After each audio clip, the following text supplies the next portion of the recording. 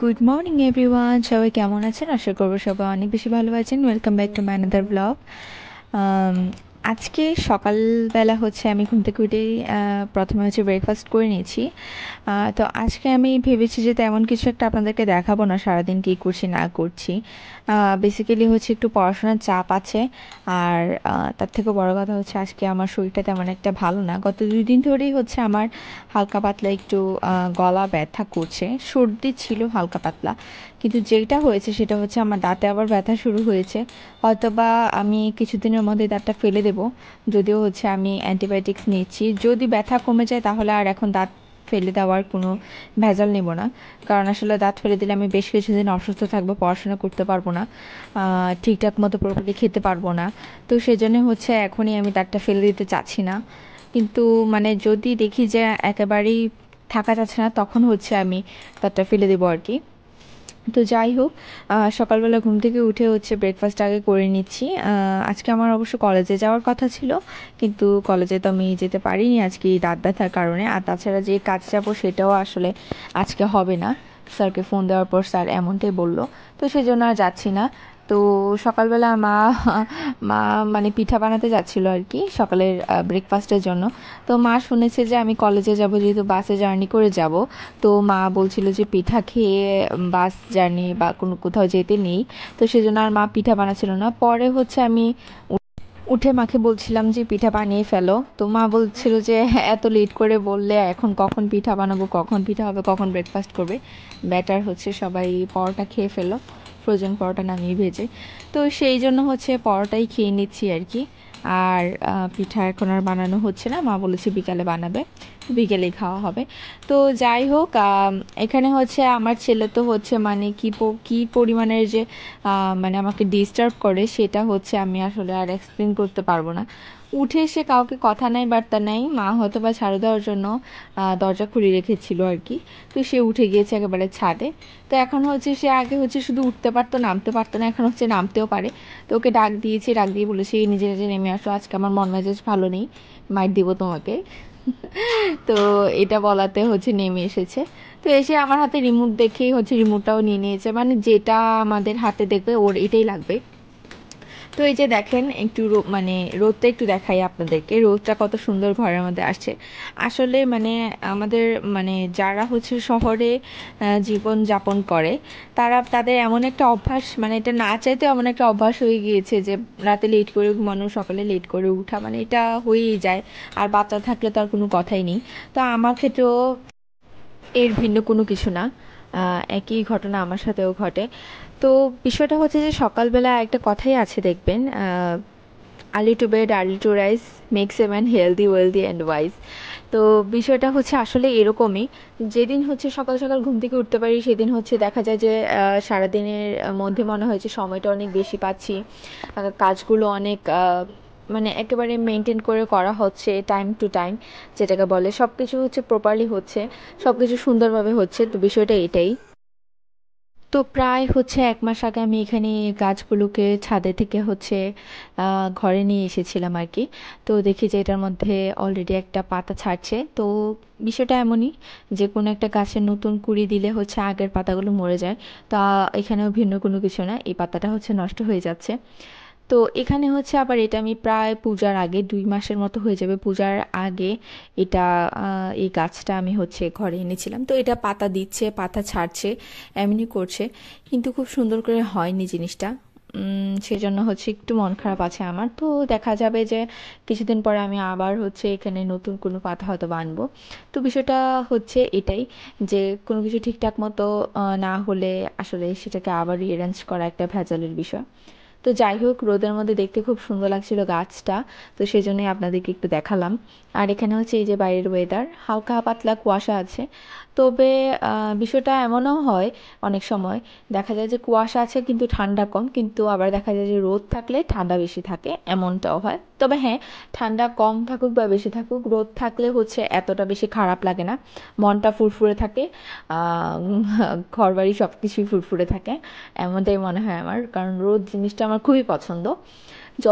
যতই গরম হোক না কেন, যত বেশি গরম হোক না কেন, আমার গরম ভাল লাগবে। মানে গরম আমি সব কিছু কমফোর্টেবলি করতে পারবো, কিন্তু ঠান্ডা আমার কোনো কিছুই ভালো লাগে না, সব কিছু কেমন স্যাঁতস্যাঁতে ফিল হয়। তো এই করে হচ্ছে আমি ছাদে চলে গিয়েছিলাম। বলেছিলাম আগেই যে আমার শরীরটা তেমন একটা ভালো না, তো ভেবেছি একটু রোদে বসে আসি, ভালো লাগবে। তো ছাদে এসে দেখি আমার ছেলে তো মনে হয় 24 ঘন্টার মধ্যে 23 ঘন্টাই সে ছাদে থাকে। মানে একেবারে রোদে পুড়ে কয়লার মতো হয়ে যাচ্ছে সে। তো যাই হোক, তার সাথে সাথে হচ্ছে ও আবার ওর ভাইদেরকেও ছাদে নিয়ে আটকে রাখে, মানে ও আবার একা থাকবে না ছাদে, কেউ না কেউ ওর সাথে থাকতে হবে, মানে সেফ জোনে খেলতে পছন্দ করে, তো বিষয়টা এটাই। তো ছাদে গিয়ে দেখি যে সে জুতাগুলোকে নিয়ে একেবারে ফুটবলের মতো এখানে ওখানে ছোড়াছুড়ি করছে। আমি দাঁড়িয়েছিলাম স্টিল যে আমাকে জুতা দেওয়ার জন্য, কারণ আমাদের ছাদে হচ্ছে আলাদা জুতা, আমরা মানে একেবারে বাইরের জুতা সিঁড়ি দিয়ে ইউজ করি না, এগুলো নিচেই থাকে। ছাদের জন্য আলাদা জুতা আছে আর ঘরে পরার জন্য আলাদা জুতা। মানে আমার মা, আমি আগেই বলেছি সূচিবাই বিষয়টা, সূচিবায়ু না, বিষয়টা হচ্ছে একটা হাইজিন মেনটেন করার বিষয় থাকে সবার ক্ষেত্রেই। তো ঠাকুরের আশীর্বাদে আমরা এটা মেনটেন করার কারণে এখনো পর্যন্ত এমন কোনো হচ্ছে রোগে আক্রান্ত হই নাই যেটার জন্য হসপিটালে ভর্তি হতে হবে বা এরকম কোনো কিছু, অ্যাটলিস্ট হাইজিন মেনটেনের জন্য। তো এই তো বিষয়টা এটাই। তো তারপরে হচ্ছে এখানে ত্রিভ জুতা নিয়ে দেখেন, জুতা পরেছে উল্টা পাল্টা করে হচ্ছে হাঁটছে। বড়দের জুতা, মানে ওর জুতা পরলে ওরটা ভালো লাগে না, বড়দের জুতা পরতে ওর ভালো লাগে। আর এই তো, আর হচ্ছে পাতা টাতা নিয়ে ছিঁড়ে টিড়ে একেবারে যা তা অবস্থা, মানে কি আর বলবো। আর এখন হচ্ছে, আগে হচ্ছে সে এরকম ছাদ উঠলে নিচে বসে যেত না, এখন বসে যায়, বসে গড়াগড়ি করে, যার কারণে ওর হচ্ছে হাত পাও ছুলে যাচ্ছে। যাই হোক, ছুলে যাক বা যাই হোক, যত বেশি আসলে মুভমেন্ট থাকবে বাচ্চাদের ততই ভালো। আমরা ছোটোবেলা, মানে আমি স্পেশালি ছোটোবেলায় এত কম দুষ্টুমি করতাম, আমার হাড়গুলো খুবই নরম, খুবই নরম।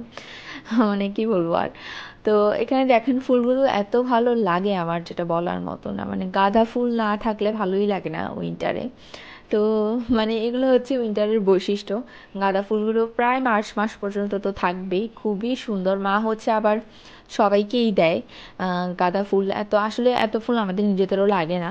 তো মানে বছরে একবার যে সিজনাল যে ফুলগুলো হয়, মা সারা বছরই হচ্ছে আশেপাশের বাসাগুলোতেও পাঠায়, আত্মীয় স্বজন যারা আছে সবার কাছে হচ্ছে ফুলগুলো দেয়। মা কিছুদিন পরে হয়তো বা ফুলগুলো দেওয়া শুরু করবে, কারণ নতুন, একেবারে নতুন হয়েছে ফুলগুলো।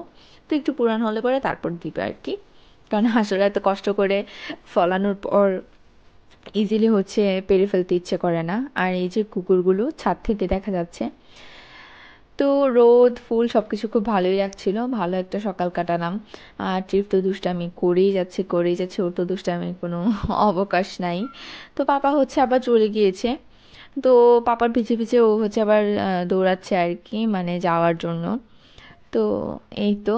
তো মা হয়তো বা কিছুক্ষণ পরে স্নান টান করে ফুলগুলো এসে নিয়ে যাবে পূজার জন্য, মানে জবা ফুলগুলো তো আসলে, জবা ফুল উইন্টারে একটু কমই ফুটে, তো জবা ফুলগুলো আসলে নিয়ে যাবে। আর গাঁদা ফুল হয়তো বা নেবে না, দুই একটা নিয়ে নিবে, নাও নিতে পারে। তো এই তো, তো গাছে থাকতে থাকতে একটু দেখাই, ভাবলাম আপনাদেরকে একটু দেখাই কি অবস্থা ফুলগুলোর।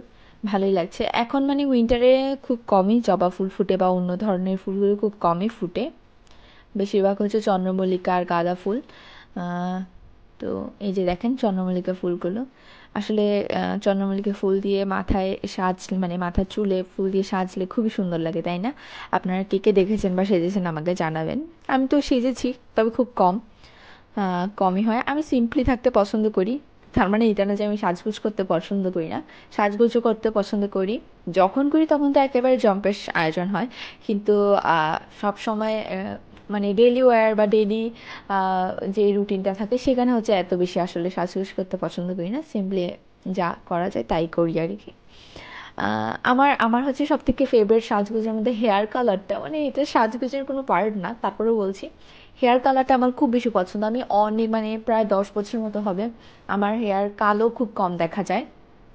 কিছুদিন আগে হচ্ছে কালো ছিল বেশ কিছু মাস, তখন হচ্ছে এটা হচ্ছে ট্রিপ হওয়ার পর বাচ্চা হলে পরে চুল পড়ে যায়, এরকম হয়। এমনিতেও আমার চুলের গ্রোথ কম বা চুল কম, তো তখন হচ্ছে এত বেশি চুল পড়েছে যেটা বলার মতো, মানে খুবই বেশি পড়ে গিয়েছিল, একেবারে আমার স্ক্যাল্প খুব ভালো করে দেখা যেত। তা আমি ভাবছিলাম যে আমি টাক হয়ে যাচ্ছি কিনা, কিন্তু পরে হচ্ছে আবার বেবি হেয়ারগুলো উঠেছে। তো সেগুলো তখন হচ্ছে আমি অনেকটা চুল নিজে নিজে, আমি চুল কাটা মানে কাটিং হচ্ছে সব কিছু হচ্ছে নিজে নিজেই করি, আমার যা যাবতীয় যা কাজ আছে।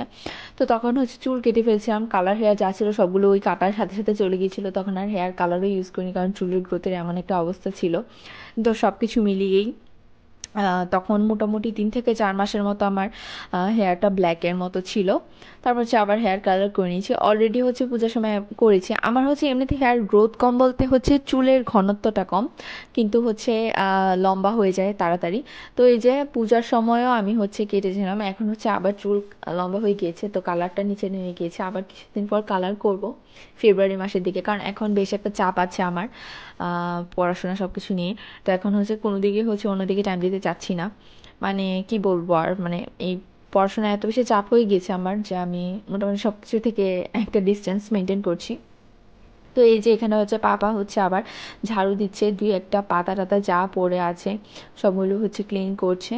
মানে পাপার মা হচ্ছে, পাপা যাই হোক একটু টাইম দেয়, মা হচ্ছে অনেক বেশি ছাদে টাইম দেয়। আসলে আমাদের ছাদটাও অনেক সুন্দর লাগে, আমারও হচ্ছে ছাদে থাকতে ভালো লাগে কিন্তু সময় পাই না।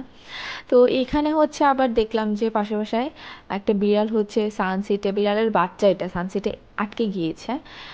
আটকে গিয়েছে বলতে মানে বিড়ালরা তো অনেক ফ্লেক্সিবল হয়, মানে এইটুক হাইটে তো অ্যাটলিস্ট ওরা লাফ দিয়ে নামতেই পারে, কিন্তু এটা বাচ্চা বিড়াল হওয়ার কারণে আসলে সে সাহস করতে পারছে না, এখনো পর্যন্ত শিখে উঠিনি কীভাবে লাফ দিয়ে নেমে যেতে হয়।